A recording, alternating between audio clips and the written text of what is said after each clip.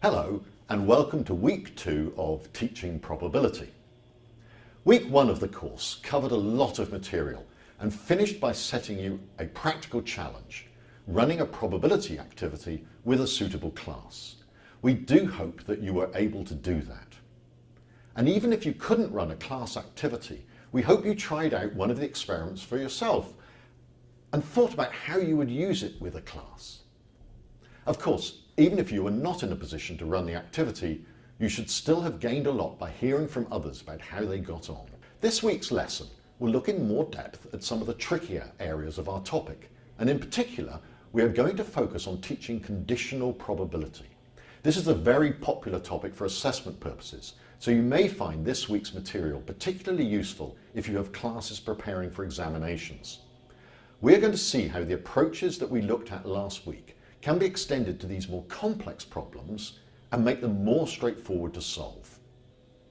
In real life, conditional probability is often discussed in the context of cancer screening or drug testing, but these are generally not appropriate for teaching. We've therefore developed the dog ate my homework, and this is the same basic structure, but it is fun rather than emotionally challenging. There are many misunderstandings with conditional probabilities.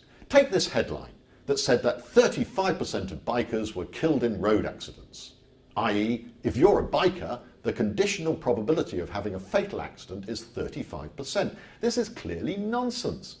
What they meant to say, and later corrected, was that 35% of fatal accidents involved bikers, i.e., if you're in a fatal accident, the conditional probability of being a biker was 35%.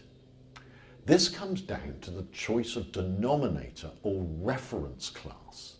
The bikers in fatal accidents should be considered as a proportion of fatal accidents, not of all bikers.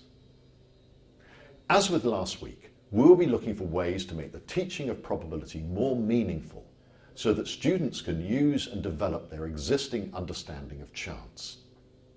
One of the key ideas that we will be using this week is multiple representations. This is simply the idea that any probabilistic situation can be represented in a variety of ways. You've already seen some examples of this in week 1. You saw situations modelled with physical apparatus and with spreadsheets, raw data in tables and estimated probabilities. And we contrasted the use of a frequency-based approach to solve problems to the more traditional approach of using formal probabilities. We will take this further this week, introducing new forms of representation that can help your students to make sense of conditional probability. Be on the lookout for these as we work through this lesson. I hope that you enjoy week 2 of the course and that you will find plenty of new ideas to try out, or just to make you think. We believe that the teaching of conditional probability can present a distinct set of challenges. Do you agree? Is it an area that your students find particularly challenging? Use the comments to let us know.